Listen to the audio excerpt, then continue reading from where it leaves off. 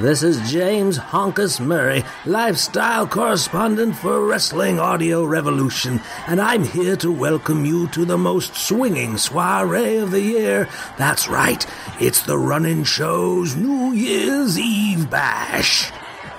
We're coming to you live from the commissary of the Wrestling Audio Revolution Sound Studios, and I can tell you that the greatest personalities in wrestling journalism are all here gathered to bid adieu to the year 2016.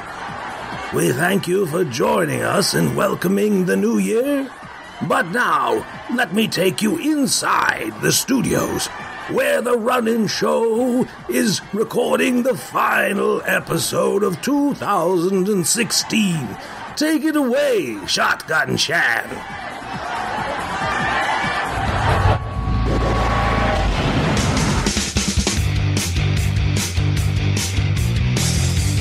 Wrestling Audio Revolution presents The Run-In Show with your hosts, Commissioner Sean Cunningham and Shotgun Shan.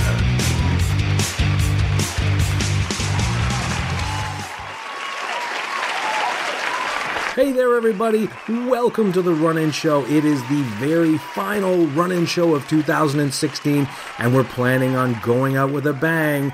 Outside in the commissary, the party rages on, but in here we have a little bit of business to attend to. It's our year-end wrap-up. We've got some surprises, we've got some games, and we've got tons of fun.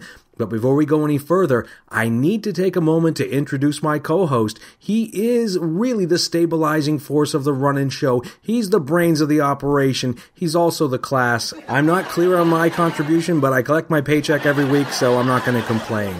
But here, let me bring him out right now. He is the most respected man in wrestling journalism. For the last time in 2016, let us welcome the Commissioner, Sean Cunningham. Hey, Sean. Hey, how are you? Man, I'm good. What an awesome holiday it's been so far. I know I was talking to you before. I know you've had a good Christmas.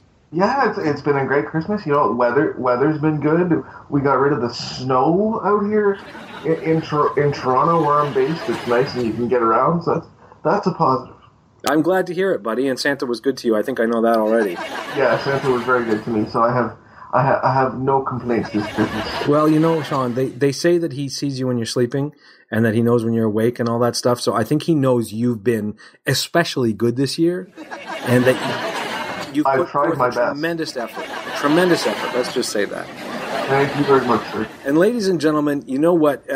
I feel like we're spoiling you a bit, but we've got another surprise for you. It seems like he's never been gone now, because here he is back 2 shows in a row.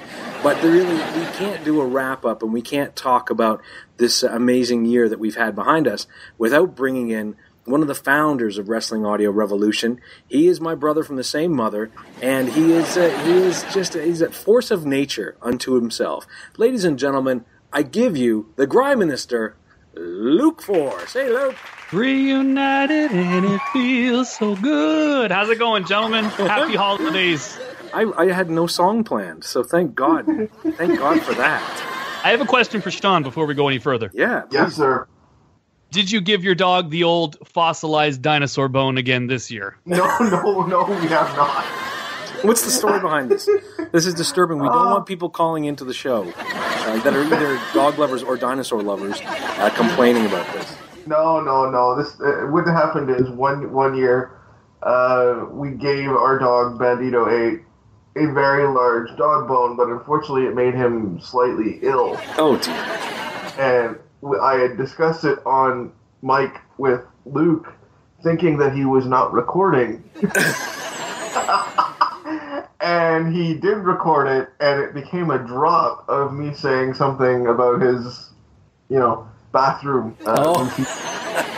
Right. And I did have to explain to Sean, too, that, those dinosaur bones, there is an expiry date. It's usually about 1,000 years after the bones are served. So they really only last about 1,000 years, and after that, you can get very sick.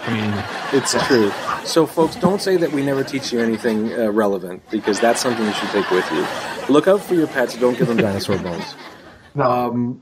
It's an absolute joy to be back here, guys, I got to say, and I really had a ton of fun the last time, and I know, Shotgun Shan, you have ton of stuff planned for us today on this very special New Year's Eve edition of the Run-In Show. So again, I'm blessed to be here. The biggest stories of the year, if you're talking about war stories. If you're talking about Wrestling Audio Revolution and the year that was, I mean, the biggest story has to be the retirement of Luke Force. Am I wrong? I think that's certainly the top story. I think that's certainly the one because it drew a tear, I think, for most of our listeners. But then it spawned new things. And look, here you are back. Everything old becomes new again. Everything has its cycle. And here you are again, able to share this time with us. And I'm so glad to do that. And I would say second only to the creation of the Run-In Show. So you guys were a very close second in terms of the biggest Wrestling Audio Revolution stories of 2016. So Shan, before we get into all the great stuff you have planned, and I'm super excited to see what it is, because me and Sean, we don't know. We just know that you put together good stuff, so we're here and we're really looking forward to it. But I just want to quickly say I did get a lot of feedback based on my last appearance. Maybe I was in a cranky mood. Maybe I was a little bit more hot-headed than usual. Maybe I was a little belligerent. I didn't mean to be that way. I truly didn't. And I just want to say right now, because I did have a lot of people come at me regarding some of my statements. I like Dean Ambrose a lot. I don't like his current character. So I think people sometimes will say if you don't like something someone's doing, they come at you, oh, shut your mouth, Luke Force. Dean Ambrose is awesome. John Good is a great performer and all this stuff. He's a great performer, and I just don't like his current character on television, the wacky babyface character. New Day, I love the performers, and again, people came at me. The New Day's awesome. These guys are great. How can you say anything about them? Hey, I just call it like I see it, and if I don't enjoy what you're doing on TV, it doesn't mean I don't love you as a performer. So this kind of goes on and on and on for a lot of comments I made, and for those that took them to be negative against the guys and the performers, I just want to apologize. Very good. I get it, buddy. And you know what the thing is, too, is that I think a lot of people, at times, people get so tied to something and they get so emotional about it that any kind of criticism they see as being, unfair. And really, I think anything that you said about any of those guys, I think was perfectly relevant. These guys aren't in control of their own creative. They're doing the best they can. I mean, I agree with most of what you said. And I made some mistakes as well, because instead of saying Dean Ambrose came across like a spaced out idiot, I said Dean Ambrose was a spaced out idiot. So again, some of the fault is on my shoulders there. Well, wording can be a dangerous thing. I just appreciate, how much responsibility you took for that. People really should pay attention to this, Luke. You're a hero. This is a big moment. It's a big moment. It is. Listen, guys. Let's stop being serious, because this is a party. You can hear in the background. We've got the DJ going. We've got all the guests here. I can see William Burrell, aka Lord Alfred Hayes Jr., off in the background there with our good old friend Sal Balomo. And I can see Ernest Matthews cutting a rug. He's doing some breakdance moves, I think. So, the crowd is going. We are excited about 2017. But now is the time to take a look at what 2016 gave us. And that leads us to our first little segment here, my friends. There were a lot of big moments in wrestling. And I'm not just talking about WWE, although we do primarily cover WWE. But over the world of wrestling, there were some big moments in 2016. I wanted to get your feedback and see what your big memorable wrestling moments of 2016 were. And it doesn't have to be one. You can give me as many as really stick in your mind, but something that was really special that happened this year. Sean, have you got anything for me? I've got two or three, and I'm going to try and go in as chronological order as I possibly can with this. The first one I'm going to bring up, and I know this is going to make Luke very happy, AJ Styles, Luke Gallows, and Carl Anderson, as well as Shinsuke coming from New Japan, and then in turn, AJ Styles debuting in the Royal Rumble. I would agree with you. Yeah.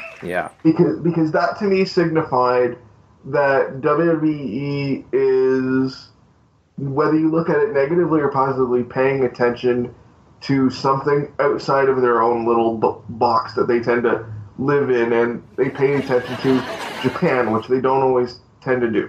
I felt that was a good signal for guys who either A, have never been to WWE, or guys who want to come. And as a story, that news came out on January the 5th. So that started real early in the year, because the day after Wrestle Kingdom, that was the big story that we were all talking about, online and stuff like that. So yeah, you're right. I think we're going to talk a lot about AJ Styles, because this is kind of, it's kind of been his year, but we'll get more into AJ in a few minutes. Well, no, for sure. And the second one that I wanted to bring up, only because I thought it was interesting, WWE again trying to falsify their own attendance records in Dallas at WrestleMania, and frankly making that show the longest event in the history of North American wrestling for one night. And as somebody who tried to watch the entire show live, I hope they never do that again. They're almost encouraging you not to watch their product live, don't you think? By doing this, they're almost kind of saying, don't worry, watch it later. Watch it on the And that became a trend, too. That wasn't just WrestleMania. That became a trend there. It seems like they're sort of dialing back on that right now. The last few pay-per-views, maybe it's the fact that they're split-brand pay-per-views as well and a lot thinner rosters. But, I mean, they definitely were testing the waters on the old New Japan 5-hour shows. The difference being, of course, the way New Japan structures their cards. I mean, the last 3 matches on a New Japan show are always the most important matches, whereas with WWE, they sort of scatter the important matches. So then you have some real downtime and some low points near the end of the show, and nobody needs that. You got to keep the energy high. So, but yeah, that's definitely been something that has happened and been a story in 2016, Sean, no doubt. And the third thing I want to talk about, just from a local bias standpoint, WB spent a weekend in Toronto in November and did NXT, Survivor Series, and Raw. And the NXT and Survivor Series shows definitely had 2 of the most interesting endings of shows that I've seen in a long time. Yeah, for better or for worse, right? Yep. The NXT show ended with Shinsuke Nakamura losing a match for the first time in NXT and losing the title in turn. And the Survivor Series show had Goldberg running over Brock Lesnar in what they claim is 1 minute and 26 seconds. I don't know what to think about either of those to this day. Yeah, they gave us some, if nothing else, they gave us some relevant, performances in Toronto, which is pretty cool. Yeah, when was the last time you had a weekend that was as newsworthy as that, in our hometown, Sean? I mean, I don't remember the last big thing that happened in Toronto, to be honest. I know they've come here maybe once a year or so and done a Raw every now and then or whatever, but that was definitely the most newsworthy weekend, even just either show you look at. They were definitely newsworthy shows for Toronto. So, yeah, it's been a big time for all of us in this area. Well, the other thing, too, I was just saying, and remember, they were here for a network special at the beginning of the year, too, with the first Roadblock show. Right. And, love or hate the booking that they did on those shows. People are always going to remember Toronto because of it. Yeah. So, I mean, that is cool. You're right about that. I'm also glad that you distinguish Roadblock from Roadblock End of the Line. Yes. At Roadblock End of the Line. Okay, anyway, go on. Those were my 3 that I've picked for the year just because they stand out to me for sure. What about you, Luke? Yeah, I mean, you've got to look at AJ Styles and the year he's had. Showing up at the end of January, with the Royal Rumble surprise entrant. And then, I know a lot of people had some complaints about where he sort of found himself after the Royal Rumble. I think a lot of people felt he should have been skyrocketed right to the top right away. They started him with Jericho, which is definitely nothing to complain about. And there were people that were hot and cold on the booking of him at the beginning and felt that maybe, he wasn't getting the treatment that he could have and probably deserved. But I mean, you look at where he is now, I don't think you can really complain too much. The guy's had an incredible year. So that's got to definitely be one. And then for me, and again, I am the new Japanophile. We'll talk about that more as the show goes on. Yeah. But I am the new Japanophile. So I think you'll hear me always leaning a little bit towards that throughout most of my picks for this show. In a very similar situation with Kenny Omega and the fact that a year ago, at the Wrestle Kingdom 10 at the Tokyo Dome, he was losing the junior title to Kushida, and that now here we are 1 year later headlining the Tokyo Dome show, Wrestle Kingdom 11 against Okada for the IWGP Heavyweight title. I mean, that's a hell of a year. So those 2 performers, I think you're going to hear a lot about on this show because it really just kind of has been their year, in my opinion. There's been other things, too, that have happened. I mean, the rise of Kevin Owens as, a true main eventer, all kinds of other things. And for better or for worse, Seth Rollins, you look at the way he came back. It seemed pretty obvious that he should have been coming back as sort of the top baby face. They didn't want to go that way. It ended up here we are now where he almost is in that role, but it took a long time to get there. And they really fought against the grain coming back with the whole injury video package and all that stuff. So I definitely think about him. The Goldberg experiment, that's definitely got to be something that you think about. And that's TNA, ongoing, too. And that's ongoing. I don't know where it's going, but it is ongoing. And we'll find out next month what's going on there and what they have planned. We've all heard stories, and maybe we'll talk about that on this show. But yeah, I mean, the Goldberg stuff, I think TNA, it has to be one of the stories that also gets mentioned when you're talking about the big stories of the year, because I think everybody figured this was the year. This was the year that they go out of business. And now you look at where they've landed. I mean, they have 9 lives, so there's no doubt about it. And TNA is not going out of business anytime soon, and seems to be well taken care of by Anthem Sports. And in a lot of ways, they're more stable now than they have been in years. How did this happen? How crazy is that? How did this happen? And probably running the hottest angle going in wrestling going into 2017. A polarizing character, but yes, you're right. Definitely somebody that everybody seems to be talking about, and everybody from every promotion has their eyes on. For better or for worse. So yeah, TNA is a big story too this year. I've taken a bit of a beating for not being a huge fan of the angle that you're talking about. I know you guys love it, but I mean, I can see the significance of it. I don't disagree with you there one bit. But I mean, off the top of my head, I think those would be the things that I think of the most, really. Yeah. A couple here too. Number one was the Cruiserweight Classic, which to me opened the door to, I mean, as much as Sean, and you were right, Sean, when you said that AJ, Luke Gallows, and Carl Anderson coming in opened the door to the Japanese market and a more global market on the main roster. When they held the Cruiserweight Classic, it opened doors to a whole different level of performer, where it really wasn't based on size anymore. And we got to see the very best of the best from all around the world, even guys who really were never going to sign. So I mean, I thought that was a significant event and a spectacle unto itself. A couple other things that really stuck out in my mind. This one's a really simple one, but Bobby Roode's pay-per-view debut still sticks in my mind as one of those moments in 2016 that I'll always remember. His entrance in particular. Not necessarily the match, but Bobby Roode's spectacular entrance will always stick in my mind as WWE putting their production value in the right place for the right guy and building a guy just with something as simple as some music and a podium. And is that not the current best theme music going in WB today? It's up there. Certainly up there. Certainly up there. One of the item here I have on my list was Nakamura winning the NXT title at TakeOver Brooklyn 2. Not that the match itself, although it was a good match, stood out to me. It just really felt like the changing of a guard. It felt like it was official. I know Nakamura had been around and he'd been fighting at some of the other TakeOver shows, but this, when he finally won that title, it really felt real.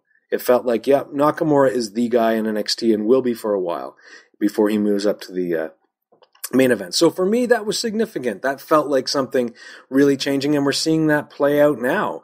I guess he's fighting Bobby Roode at the next show, isn't he? Yeah, and I think even just his debut was one of the more memorable things of the whole year, because again, that wasn't at Full Sail. You know what I mean? That wasn't in front of 200 fans that didn't pay any money to see it. That was in front of a packed house with what was that before WrestleMania, right? That was in that auditorium in Dallas that they used for NXT. But for NXT, a huge building. Yeah. And I mean, when the lights go out, there's people that will say, I don't know, like he may need some more time to win over the North American fans. But I mean, if you're talking about the NXT fans, which by the way is the only way to see NXT is on the WWE network. I mean, when the lights went out before he came out, before his music hit, they were already chanting his name. You could argue that he was the most over guy in NXT that first night. So, I mean, you got to think about his debut and that match too. But again, we're not on to the matches yet. So go ahead. Yeah. But so I mean, it was a great year, and I think we've all hit on some things that really stuck out. I mean, I'm looking forward. I think a lot of the things we've talked about are still in motion. Certainly AJ Styles and where he's going. The Cruiserweight things evolved into the 205 Live, which I'm not thrilled with thus far, but I do think that it has a future. And I think there's a lot of stuff coming, it makes me excited for 2017 and doesn't make me dread it the way I've dreaded some years when the company was completely off the brand split as well too, guys. We got to also reference the brand split. Guys, I should ask. I don't think I've ever asked. What's your overall impression of how the brand split has worked? I think it's still a little imbalanced to me. On which side? Depends. I think SmackDown has a better tag team division and a better women's division, and Raw kind of has a lot more top guys in it. And they didn't do enough to even that out. That being said, I still tend to find SmackDown to be a more consistent and higher quality show. I enjoy. I will sit down and watch all of SmackDown. Let's put it that way. Yeah, not just I would agree because it's shorter, but I will watch that show. And Raw, my fingers on the fast forward. So, but I think all three of us would probably agree that both rosters are pretty thin. And I was the guy before this idea had really come out that they were doing it. I was the guy saying, "Oh, they got to do a brand split and blah blah blah." And I do admit that I think I was probably wrong about that, just because it has been so thin. And Raw, especially. I mean, when you're watching the 3-hour shows, and you're right, Sean, there is more star power on Raw, but yet that show drags more than SmackDown. My God, not just because of the extra hour either. The extra hour doesn't help it, but it's not solely about the extra hour. But anyway, you look at it, when you have these brand exclusive pay-per-views, they can be a little rough to get through at times. Not that there isn't good stuff on them, but definitely thin. Yeah. And they could use more star power on both. They're at the mercy of the limitations of the roster for each show. And when you try to put it out there as something that's meant to be seen as a feature, like a pay-per-view show, that's when it starts to look a little light, even more so than the week-to-week stuff. Yeah. I've watched a lot of those pay-per-views on the Sundays, and I'm going, well, I want to fast forward, but why is this match out now? I don't say that watching the TV. I say it watching the pay-per-views. Exactly. Yeah, for sure. Exactly. And I noticed you were almost radio silent on the last pay-per-view there, Sean. Well, that's because I was otherwise detained, so... I don't judge. The week before Christmas, Yeah. Well, listen, guys, as we move through this show, I promised some games, I promised some fun, and one thing I think that we always have to come back to because the fans love it so much is kayfabe or kayfake, but I put a twist on it for this show. We're going to do a couple of questions at a time in between segments. Every single one of these questions is going to be multiple choice. Usually I'm asking you true or false. I'm trying to throw you a curveball. With these ones, you're going to have 3 choices. You can pick the one that you think is right for each one. Are you guys ready? Are you ready to play? No, I'm ready. Okay. Well, look, let's jump right into it, guys. And again, I think it's time that we reinstate the no wagering rule. It turned out to be a disaster for a few families on the last show. So please, no money goes down on this. And let's just keep everybody safe and happy. Here's your very first question. During a real-life backstage altercation with Brian Pillman, Psycho Sid went looking for a weapon, and the item that he chose caused him to be ridiculed by the other wrestlers in attendance. So this was a real-life backstage disagreement between Brian Pillman and Psycho Sid, and Sid, being the hot-tempered dude he is, ran off to grab something to waffle Pillman with, and the thing that he chose caused him to be ridiculed by the other wrestlers in attendance. And I'm going to give you 3 choices. First choice, a child's foam baseball bat. Second choice, a squeegee from a nearby gas station. Third choice, a wooden sign shaped like a hamburger. Which one was it, guys? Oh, jeez. I don't know. Part of me wants to go with the foam bat. Thinking that maybe he thought it was a real bat. Possibly, yeah. And his affinity for softball, you never know. That's true. Very true. Luke, you got anything for me? I'd love to play ball with you here, but it was a squeegee. And by the way, when you say what a hot-tempered guy Sid was, Brian Pillman was also a hot-tempered guy. So, that would have been a hell of a fight, by the way. But you are correct. You are correct on both counts, both about the hot tempers and about it being a squeegee. Yes, Sid grabbed a squeegee and came at Pillman, and apparently everyone burst out laughing. And was it really from a local gas station? Yeah, it was. Wow, I didn't know that detail. Yeah, they were outside doing something. He ran and grabbed a squeegee from a gas station and came running at Pillman, and apparently was met with just laughter. So. So there you go. I mean, if you need your windows cleaned, Sid's your man. But, don't bring a squeegee to a gunfight, right? Exactly. Because Brian's got the Pillman 9mm, so. Oh, I miss Pillman. Don't we all? We do. Okay, question number 2. We're going to do 2 questions, then we're going to move on. But question number 2 is, which of these WWE legends never competed in a match at SummerSlam? Was it Roddy Piper, Dusty Rhodes, or the Big Boss Man? One of those 3 has never been in a SummerSlam match. And considering all 3 are dead, never will be. It's just weird because you would imagine all 3 had, right? But one of them has. Exactly. So if one of them hasn't, Sean, do you want to give your answer first? I'm going to have to think. I think I know. First. So you go first. I went first last time. The guy that always seems to be, you would imagine, did something but didn't, is always Roddy Piper. So I'm just going to have to go with Roddy Piper. I can't think off the top of my head of any match that he ever had at SummerSlam that sticks out to me. And Boss Man, I swear he did. I can't think of any match off the top of my head. So I'm going to go with Piper. What do you think, Sean? I'm going through it in my head, and based on the three choices you gave, Piper, I think Piper's the answer. You're absolutely right. Roddy Piper made some appearances at SummerSlam, but he never wrestled a match in his entire career. I don't know how this is possible, but when you sit down and you actually look at the SummerSlam cards, Roddy was always just on the periphery when these things were happening. He was either, about to start a feud with someone and make a return, or he was, commentating or something like that. So that's true. Roddy Piper, believe it or not, never, ever competed in a match at SummerSlam. Wow. So really good, guys. Really good. You both got that one. I think, Sean, the first one Luke got, the first one about Brian Pillman and Psycho Sid. Yeah, I'm down one. You're down one. That's all right, buddy. Because first of all, we've seen you come back from worse odds. And secondly, as we said, no wagering. There's no money passing hands here. So everyone's going to be okay. Look, we're going to move on into another segment here. But before we do, I actually had the folks at the Wrestling Audio Revolution props department build me something really important for tonight, something that I really wanted to debut. And for the people in the audience, I think... Is this them wheeling it out right here? Under this big blanket? Oh, my God. It is. I know. What did you do, dude? In truth, what I asked for was something that would be a tabletop version, but what they've built me is almost 7 feet tall. It's bigger than you. Yeah. They built the life-size version, did they? See, I drew them the diagram on a cocktail napkin, and some of the dimensions got smudged. And so, yes, instead of being 7 inches tall, it's 7 feet tall. So, yeah, this is a bit of overkill. Hopefully I don't put my shoulder out on this one.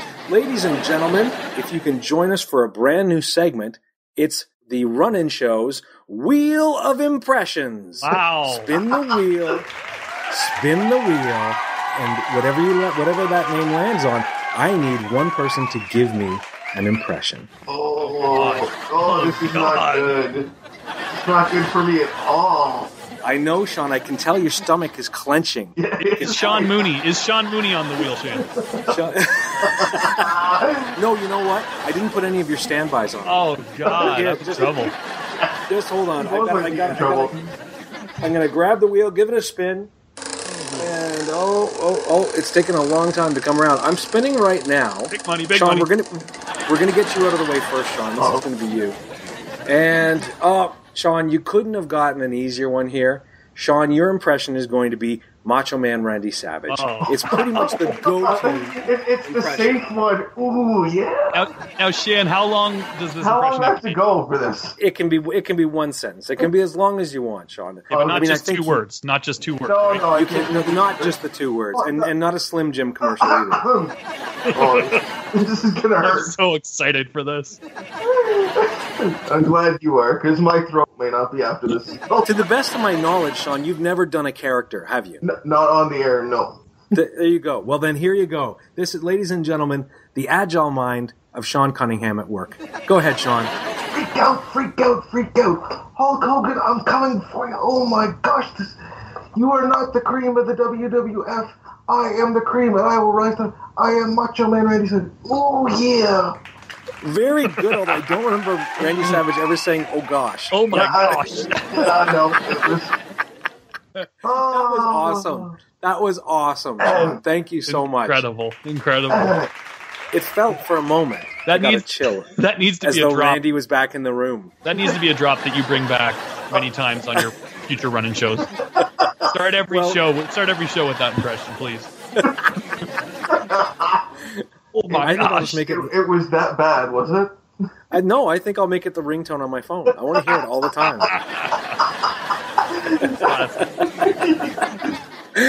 All right, guys. Time to get back to a little bit of 2016 in review. 2016, we saw a lot of people showcased and we've already brought their names up. But I'm really interested to know if you had to pick one or two. I mean, you don't have to pick just one. You can give me a couple. But if you had to pick one wrestler, male or female, any federation, that would be your wrestler of the year, who would that be and why? I think last time Sean went first. So, Luke, how about you? Yeah, I mean, I have to go with the two guys I was just talking about, on the last one. I mean, Kenny Omega just had so many awesome matches this year, starting it with the match with Tanahashi when he won the IWGP Intercontinental title for the first time. The ladder match with Michael Elgin, which was the first ladder match in New Japan history, was awesome. My match of the year, my single favorite match this year, was the second last night of the G1 against Tetsuya Naito. It was just a classic in terms of two awesome personas, two heels too, which is something you don't see, where two guys that are true, legit, dirty heels in there, but they're both very popular, but they both wrestled as heels. Just something you don't see very much. Just an incredible match. I definitely would suggest anyone that hasn't seen even more than the finals, which was also great the next night against Hiroki Goto, but the match against Naito was the best match of the year in my opinion. And then going on now, and then the rematch with Goto, and then you just know that the match with Okada is just going to be, those guys would have to actually really try, focus, and try to have a match that is not incredible. So I just think that Omega, when I look back at what the best matches of the year were, would probably be Kenny Omega. AJ Styles had a lot of great matches too. I mean, everything he touched was pretty much turning to gold as well. So those two guys, I mean, are my two wrestlers of the year. There's other people too that were awesome. I mean, Asuka, for instance. The difference with Asuka is that those takeovers are only like what? How many months apart are they? 3 months apart, aren't they? So every 3 months. So, I mean, I don't know that there's anything on the NXT television with her that I really think stands out. But, I mean, she's always awesome, and anytime she's in those big matches, she's awesome. If we're talking just in ring, I mean, Kota Ibushi, but he was awesome at everything he did in the Cruiserweight Classic. But at the same time, he's been pretty much inactive all year. So it's kind of hard to really choose him. Nakamura, pretty much everything he was in was awesome. But yeah, my two top guys are AJ and Kenny. I like it. Sean, what do you think? I'm going to pick somebody, I don't know if this is a little more, but I'm going to pick Kevin Owens. Nice. That's another guy. Why? Because I think he's been steady all year, and he's worked all year, and I can't think of a bad match that he's had. He's had a lot of really good ones. He and Sami Zayn could wrestle for days, and it would always be awesome. I would agree with you there. He's done some stuff with Seth Rollins that was really good. He got matches out of Roman. He did things that very few people in that roster can do in a year. I don't particularly care for he's kind of playing second fiddle to Jericho right now, but that aside, he's still putting out awesome matches. And great promos. Yes. And really changed our perspective of what a world champion looks like, which I think is important. I think it's important that they took a guy like Owens, who's still basically wearing his indie gear, and does not have the Vince physique, and have let him dominate to the level that he's dominated. I think that's significant. Yeah, absolutely. 100% agree. What about you, Shotgun Shan? Well, look, at my choices might be a little more controversial, and my criteria, I think maybe was a little bit different, but I have two. The first I'll say is Charlotte Flair. Charlotte Flair, I think, came in on the heels of the women's uprising here when they brought all the women up from NXT and really tried to make the women's division. What did they call that? The Divas Revolution. Right. I'd forgotten, why? Because we're wiping the word diva out of our minds now. But when they brought up the Divas Revolution and they brought the women up and gave them the forefront, I mean, and Charlotte was still sort of in her infancy as far as the character grows. Now when I think of the women in WWE, despite the fact that the Raw women's roster is not that strong, Charlotte is sort of the prolific person in the women's division on either side. She is such a strong character. She's really become basically the female Ric Flair. And I think for years to come, they're going to be able to build that division around Charlotte, whether she's champion or not. Because I think she took everything to a different level. It's true. And while people like Sasha, as much as I like, and she's okay on the microphone, but she never seems that comfortable. Bailey has her own thing she does. Becky has their own thing they do, and they're great. Charlotte stands above as really the equivalent of her father in the women's division, and I think we're going to have a lot of good things are going to come out of Charlotte Flair's involvement in WWE for the years to come. The second one I choose, and it's going to perhaps elicit some vomiting or coughing, choking, I don't know, from my co-host here. I'm going to pick The Miz, and I'll tell you why. The Miz took a character that was nothing, and he was basically just a PR guy, and had kind of was an afterthought, and managed to elevate that character and the Intercontinental title to a whole different level. He stepped in as kind of managed to resurrect himself as a really interesting, cool heel. I mean, Maurice has had something to do with that too, but just to see the resurrection of a second-rate character and rise to that level, I give him props for that this year.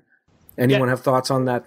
Yeah, I mean, what I would say is like it's kind of always a strange category, the wrestler of the year, because there's so many different ways you can sort of approach it from. Like, who was the best in-ring performer of the year? That's one thing, right? Then there's like, who was the box office wrestler of the year? Who was the guy bringing the people into the arenas?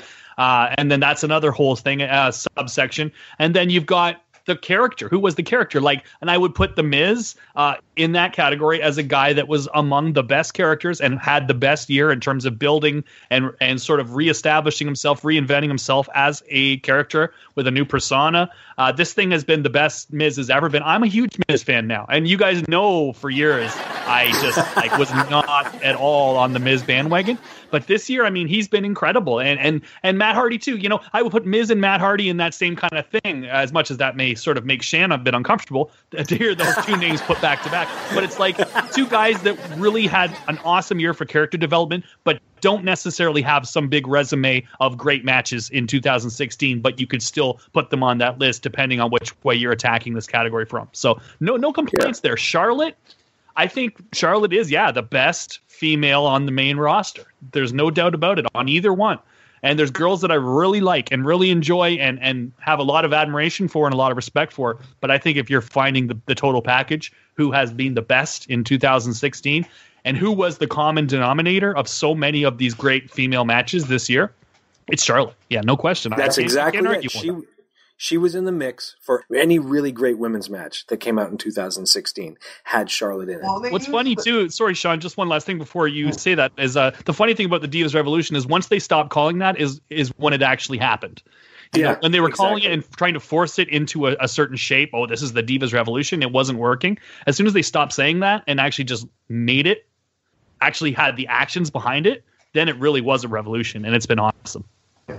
No, I was just going to say, one of the things that WWE's done a good job with in the last few months with Charlotte Flair is talking about that her pay-per-view record. I think the deal is she has not lost on a pay-per-view match since she's debuted, and they're going to hype that to the hilt, and then when she finally does lose on pay-per-view, it's going to mean something.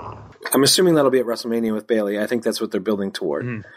But I guess we'll see. So good. I'm glad. Well, listen, guys, we got to jump back into a little bit more kayfabe or kayfake. We've got round 2. I got 2 more questions for you. Again, they are multiple choice. And again, don't put any money down on this, folks. We're just having a little bit of fun. Question number 1 in this second segment is, what is Sabu's real name? Is it Scott Bigelow? Is it David Cash? Or is it Terry Brunk? Well, let's start with Sean. What do you say, Sean? I am pretty sure it's C. Terry Brunk. Well, that sounds eerily similar to Terry Funk, though. And you're not thrown by that? What about you, Luke? Yeah, as if Terry Funk and Terry Brunk had a feud, Sean. Come on. That's ridiculous. That's a ridiculous choice. The one that sounds the most made up, like Shan was just trying to be funny, is actually the truth. Yeah, it is C. Terry Brunk, which has always just been like the most hilarious thing. First of all, that Sabu's name is Terry. Second of all, that his last name is Brunk, and that he worked with Terry Funk for so many years. Terry Funk and Terry Brunk at the Brunk Dojo. Oh my God. That thing would go into bankruptcy so quick. Anyway. What Well, good guys. You both Can I offer a suggestion to some of our younger listeners? If you're of the mind to do so, go on the network, and I think it's there, the barbed wire match from ECW in 1997. Born to be wild. Yes, I believe the match is there. And if it's not on network, go find it because I'm sure it exists somewhere on the internet. It's worth the watch with the blood. And let's just clarify. Sean has just basically instructed our young viewers. We're not talking really young viewers. Please don't go and tell your mom and dad that we told you to watch the barbed wire match. All right. You can see Terry Funk and Terry Brunk wrapped in a big ball of barbed wire that they had to be cut out of. That is one of the true spectacles of the wrestling business. There's no question. It's true. It's true. Well, good work, guys. Look, question. Were we right? Were we right about that? Yeah, you were both right. Okay. You were both right. Yeah, I figured you both knew you were right. I mean, Terry Brunk. When you hear that name once, you never forget it. Never forget it. Terry Brunk. Listen, here's your next question. Taka Michinoku, during his tenure with WWE, did some segments where his voice was dubbed over in English. Do you guys remember those? Oh, yes, unfortunately. Who provided the English dubbed voice for Taka? Was it Sho Funaki? Was it Billy Gunn? Or was it Shane McMahon? Luke, that wasn't wow. the answer that I thought. Wow. The person I thought it was is not a choice. Okay, my choice? I don't know. I've never heard anything about this, so you really were digging in the crates for this one, Shan. Yeah. Just because it's so wacky, and he was kind of, I don't know, a good old boy cowboy, I would go with Billy Gunn, maybe. What do you say? I'm gonna go with Shane McMahon. Sean, you are right. Oh wow! Wow! It was, in fact, which makes it even creepier that those racist, kind of ridiculous, over-the-top skits were done by Shane McMahon. Well, that's true. That's true. The English voice wasn't screaming at the top of his lungs, so it couldn't have been Billy Gunn. That's true. Right? Because Billy Gunn, I mean, he really was the mentor and the idol of Dolph Ziggler. As much as people say Dolph's trying to rip off Shawn Michaels, I think he's more of a Billy Gunn guy because anytime Dolph does a promo where he gets excited, he just starts screaming at the top of his lungs. And he also does the Faymaster, so That's true. That's true. Well, good work, guys. Okay, so I think you are still even now. I do believe. Yeah, I believe we're even now. Yeah, because I screwed that one. Yep, because Luke was up by one, and now Sean's gone up by one, so you guys are even. It's time to spin the wheel again, folks. I think my shoulder's rested up, and we're going to be spinning for Luke this time.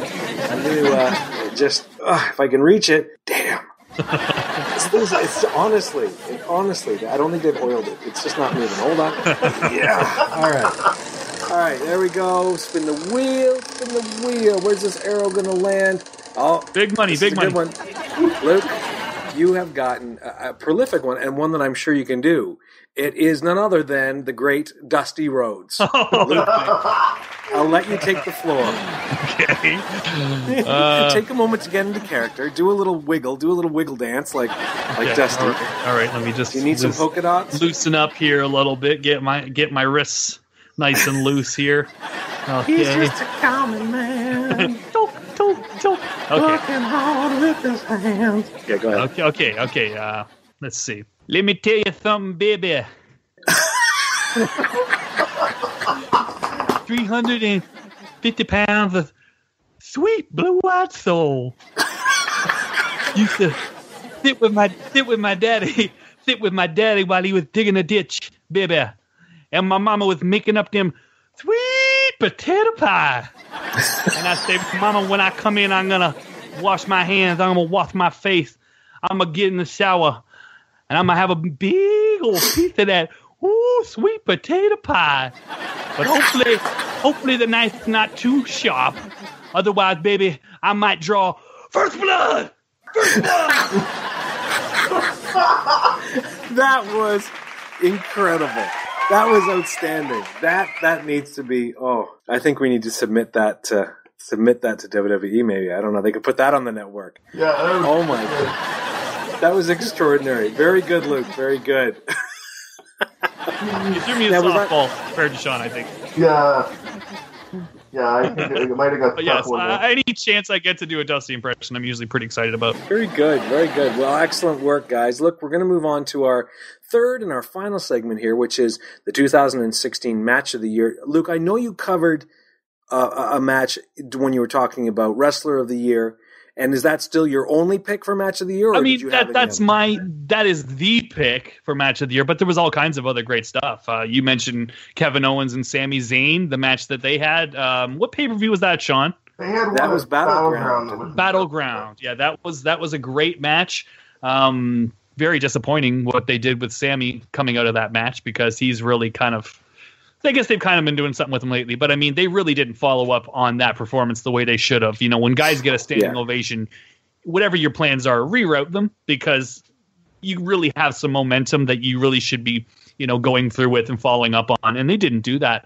But that was a really awesome match. Other stuff that really stood out. There was another match during the G1, Okada versus Ishii, 2 members of Chaos.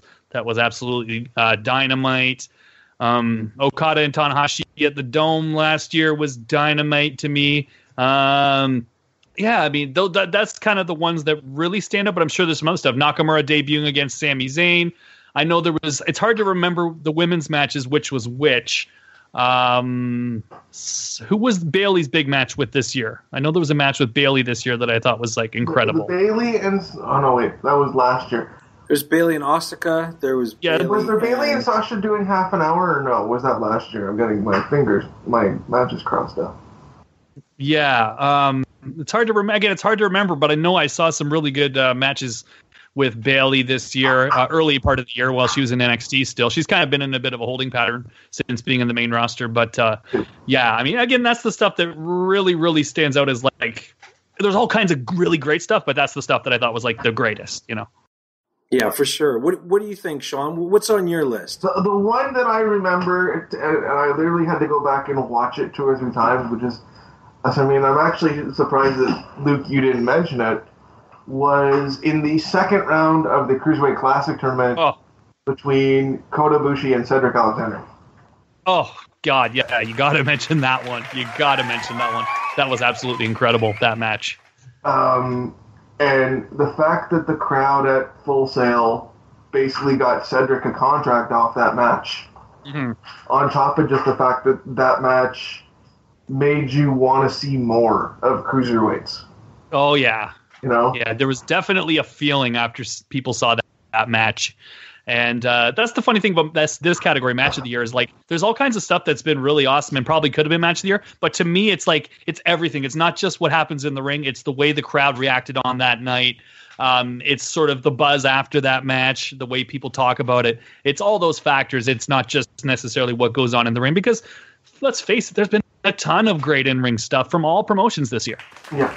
There really has. I've got a couple here too, that I think stood out for me, and I think we've covered them a bit. Sami Zayn and Kevin Owens again from Battleground was my top pick, simply because not only was it a great match in the ring, but it was the culmination of that feud, at least for now, and there was real drama in the end. I thought the end was so dramatic and strong that for sort of a middle of the year program, I would like to have seen that at WrestleMania or one of their big shows, because I think it was quite newsworthy. Other matches that really stood out to me, Nakamura versus AJ Styles from Wrestle Kingdom 10. Yes. That was very, very early at the beginning of the year, but it was a fantastic match, and just the energy underneath it.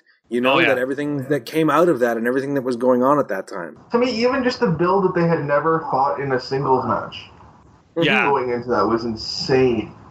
Yeah, and it made it strong and it made it significant. And as I said, both those guys, if you look now at the North American product, these guys are the anchors of what we watch now in North America.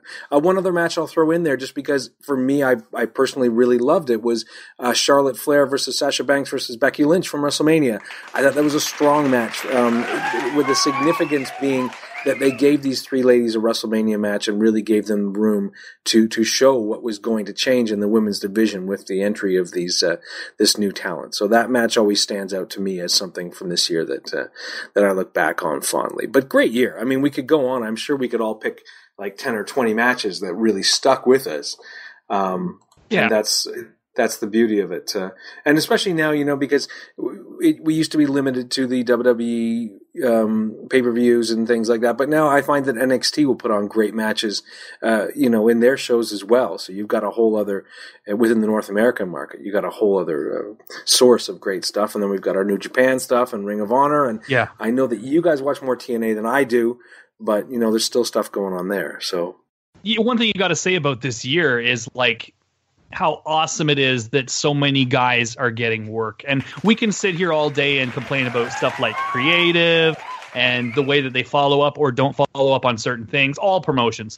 But one thing that you got to say that is a huge positive is just how many wrestlers are currently making a very good living in the pro wrestling business. And like we talked about TNA, they're not going out of business. They've got a new injection of life here and money and everything, and they seem to be very stable. ROH, same thing.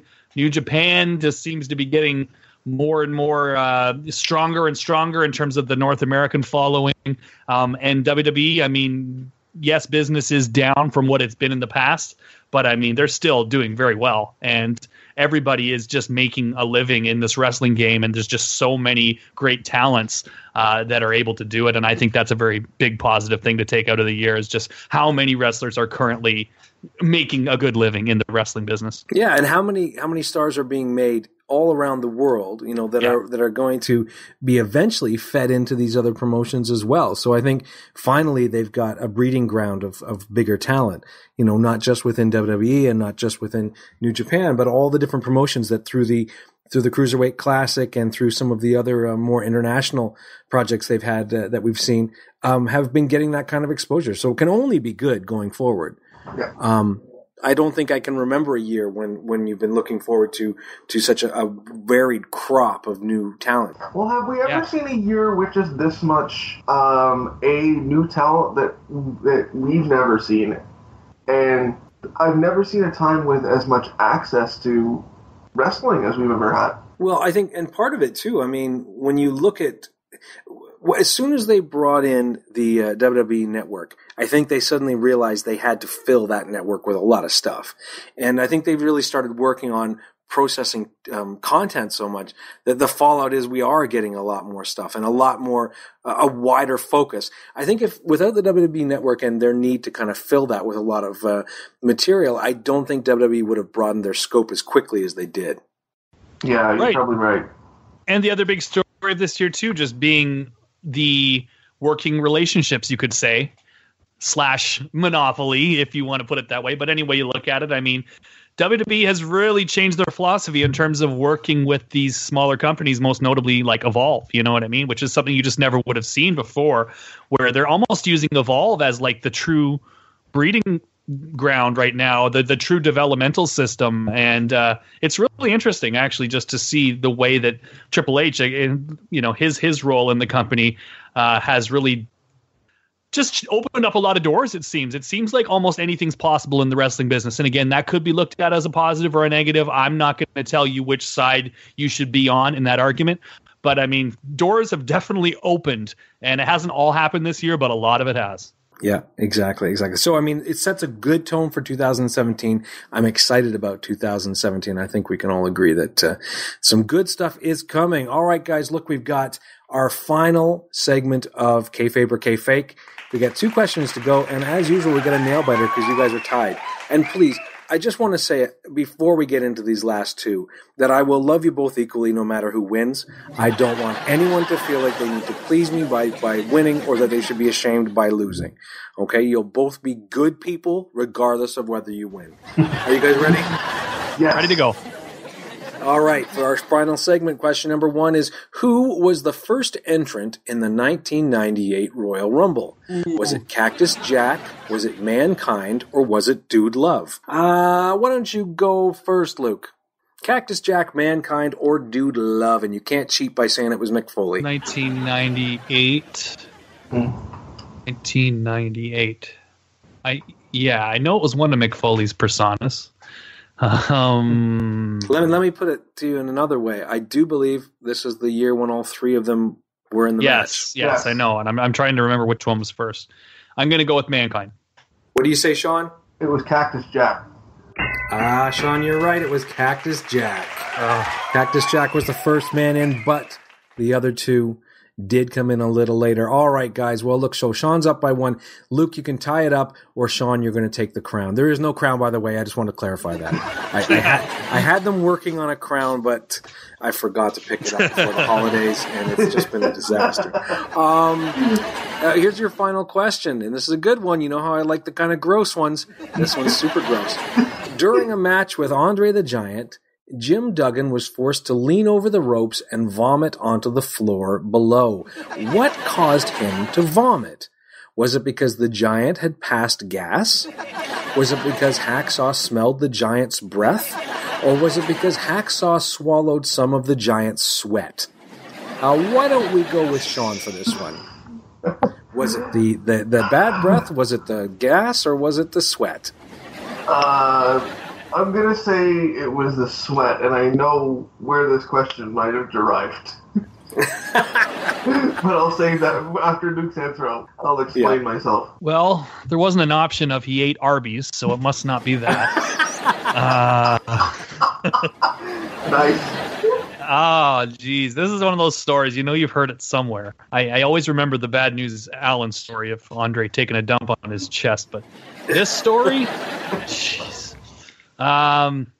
Okay, I'm gonna go with the same as Sean, that he swallowed some of his sweat. You are correct, Sean. Do you want to say where that story came from? Well, I don't know where it originally came from, but I did see it on the new WWE Network cartoon Storytime. Yes. Really? They had an episode of Jim Duggan telling the story of this. Yes. How is that show? It's all right. It's hit and miss. It's kind of cheesy, but it's fun for like the 10 or 15 minutes that it is. Yeah. I see. My kids love this show because love this story because the way it was presented by Duggan was that Andre had a lot of trouble washing his ring gear, and so he often didn't.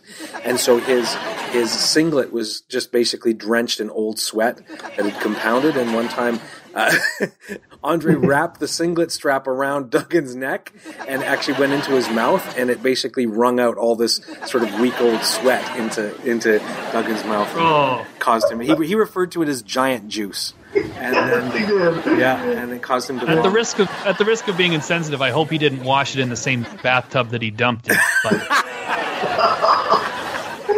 Oh my gosh, poor Andre, man. I know, poor Andre. Yeah, Poor Andre. Oh gosh, but yeah, I know. But and then I think Duggan did point out that because he had vomited from so high up, the vomit actually ricocheted and went into the crowd, and people got splattered. So God, there's your disgusting story of the year. We could put that one in there and put it into the vaults. Listen, guys, I think we've come to the end of our show. It's been a fantastic program to wrap up 2016. I love that you're here. I know the party goers are kind of expecting us to go and join them shortly. And looking at the clock, we're really close to midnight. Before we do our midnight countdown, guys, is there anything you want to say? Any predictions for 2017? Anything you're looking forward to? What do you think? Should we each take one shot at predicting something for 2017? If you're brave enough, I say go for it. I'm going to say that Bill Goldberg gets a victory at WrestleMania. That's a safe enough prediction, I would assume. Very safe prediction. My prediction is that you will see some new talent signing or showing up in the WWE around Royal Rumble time or early February, but definitely by Royal Rumble time, I think you're going to have an idea of who's coming in and who's not, because I don't think there's any doubt about the fact whether it's coming from ROH or whether it's coming from New Japan. There's going to be some new faces showing up, and that's good. That's a good thing. When do you think Nakamura's moving up? Well, just ballpark. Yeah. In time for WrestleMania? You mentioned something on the last show, and then you kind of went on with the next thing, and I know we have only limited time, so we got to sometimes move along because, there's certain things that we got to hit and certain points we got to hit. With Nakamura, my whole thing is that he's 37 years old. Like I say, he's been over since night one. He really has. And the only people being exposed to him right now are the people that order the WWE Network. And it's not even just people that order the WWE Network, because there's a lot of people that order the WWE Network that don't watch NXT. So the only people that are seeing NXT and seeing Nakamura are the hardcore fans that already love him anyway. So there's really no more exposure to be had there. And he's 37. His body is thrashed. I just really worry that this guy is going to end up getting injured by Tino Sabatelli or somebody on a house show, somebody green, and he's not going to get that main roster run when he's needed to. That's the thing. And to give you the baseball analogy, Sean, it's like when there's somebody in the minors that's knocking it out of the park and your main team is struggling. You don't just say, well, he's the face of the AAA team. We can't, the AAA team will be bare if we take him out. In baseball, you'd never do that. You would never do that, right? You'd because find you somewhere need for him to play on the big league roster. You need all the help you can get on the main roster. So I personally think that NXT will be fine without him. There's other guys that you can get. There's other guys that are there. And at the end of the day, it is your developmental system. It is mostly in front of 200 people on some real crappy little venues and stuff like that, or at Full Sail or whatever. And then obviously the takeovers are the must-see thing. So with Nakamura, I just wouldn't wait too long on that, because for all the reasons I just said, he's not going to get any younger. His body's not going to get any healthier, and he has a lot to offer. And I don't just say that because I'm a huge mark for the guy. I think in general, anyone that's seen him that didn't know him before has said, oh my God, when's this guy coming up? And I know Triple H recently commented on it and sort of rolled his eyes. Oh, you're getting to see him on a big level. Why are you complaining? But I mean, that's not a big level. Full Sail is not a big level for Nakamura. He's a Hall of Fame. He's a Hall of Fame all-star. So, you don't need to do that too long. As much as I enjoy it. It's like I've got the side of me as a fan that's enjoying him there, but then it's got the side of me that's a bit more business-minded saying, what are we waiting on? There's money to be made. And I think what's happening down there right now is things are just playing out the way they need to for NXT and to set things up, because I really feel like Joe did his thing and Nakamura has beat him now, and I'm sure Joe is moving up. I think Nakamura is going to do a little bit of a program with Bobby Roode, but I would not be surprised if Bobby Roode takes it from Nakamura, and then Nakamura moves up, and Ty Dillinger is ready to move up into one of the top spots in NXT. He's one of those guys. They love him. They're behind him. I hope huge things happen for Ty Dillinger. So it's a different situation now than it was like 3 or 4 months ago, when you'd look at it and go, if Nakamura leaves now, there's just nobody to fill that spot. I think there is now. So I think it's time. I think it's time. I would say before WrestleMania, maybe just after the Rumble, he loses it and he's ready to move up. So that'll be exciting. Can I say one thing before we do this, guys? I think I can get it in before the time expires. First of all, Shane, you know how to throw a hell of a party. And I just want to say that. This has been one of the greater New Year's Eve parties I've ever been to. What do you think, Sean? Absolutely, 100%. I'm not sure why that big group is standing on the speaker over there, but we'll have to find out. Go down and find out. I think you should at least get a few people off there, because I don't think that speaker can take much more. But so that's good, and it's been a hell of a party. And just want to again promote shamelessly that next weekend I will be debuting my brand new podcast, which will be another one of these monthly podcasts. The running shows do their monthly podcast. So I will be doing my own monthly podcast, solo style. Who knows? Maybe you'll have a few guests now and then. Maybe even the gentleman from the running show will be on that show. You never do know who will pop up. But it is called The New Japanophile. I am the New Japanophile, Luke Force, and going to be covering the January the 4th Tokyo Dome show, Wrestle Kingdom 11. Super excited about that. And just want to give a little quick wrestling resolution, New Year's resolution going into 2017. And it's twofold. I do plan on watching a lot less WWE. I've really not been enjoying it very much, to be quite honest with you. I feel like for the most part, nothing's really happening. If you look at the news boards and everything, the day after Raw, or even our Facebook threads, when's the last time that we were the day after Raw writing about something that happened on Raw? There's really the shows come and they go. There's good wrestling. Not a big fan of the whole Trump involvement or the donations and stuff like that. It's becoming harder and harder for me to really want to watch it. So I really do plan on watching a lot less WWE, but I also plan on being much less judgmental, much less condescending towards the product and towards those that enjoy the product. And, sometimes when you guys will be chiming in on your Facebook threads, I don't get it, but I'm not going to come down on it. I'm not going to judge anybody on it. I'm pretty much going to no sell it if I don't have anything good to say. And when I do see something that I enjoy, I'm going to chime in. So that's my resolution for 2017, to be much more positive, but to actually watch much less. So that's my resolution for 2017. And the two go hand in hand. If there's something you don't like, stay away from it. I think that's a good lesson in life in general. I think too often people are quite happy are actually quite happy about complaining. And my philosophy has always been, if there's something you don't like, just stay away from it. Move on. Find the things you do like. And there's, as you said, there's no shortage of things you do like. Whether it's New Japan or anything else. So good for you, Luke. I'm proud of you. I'm learning. Anyway, guys, it's time for the countdown. I'm getting Morty, the sound technician, is telling me it's time for the countdown. So let's join the crowd right now. 10, 9, 8, 7, 6, 5, 4, 3, 2. Happy New Year, everybody. Welcome Happy to Wrestle Kingdom, everybody. 2017. Happy Wrestle Kingdom. Enjoy it. The year's going to be good. It is going to be a good year, guys. Thank you for spending this New Year's Eve with me. It was such an honor to have you here and to get to see you one last time before we step into the new year. And look, if I have a New Year's wish for both of you guys, it's that everything just continues to go smashingly for you. Thank you very much, and the same to you and to all our listeners and fans out there. Enjoy 2017. There's going to be more wrestling than ever to see. And there's going to be more running show. We're coming back strong. Yes. We're coming back strong in January, and you're going to have Luke's new show coming out as well. I really think that for Wrestling Audio Revolution, we're going to hit you with a lot of product this year. Yeah. Cheers, guys. Thanks for having me. It's been a lot of fun, the last 2 episodes that you've had me on, so thank you very much. And you're a very gracious host, and you throw a great party. All right, guys, let's get out of here and go party with the rest of the people because we've been working too hard tonight. Good night, everybody. Take care. Drive safe. Be well.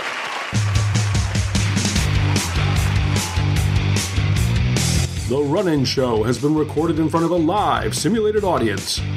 Music by Audionautics.com. This has been a Rush Donahue production.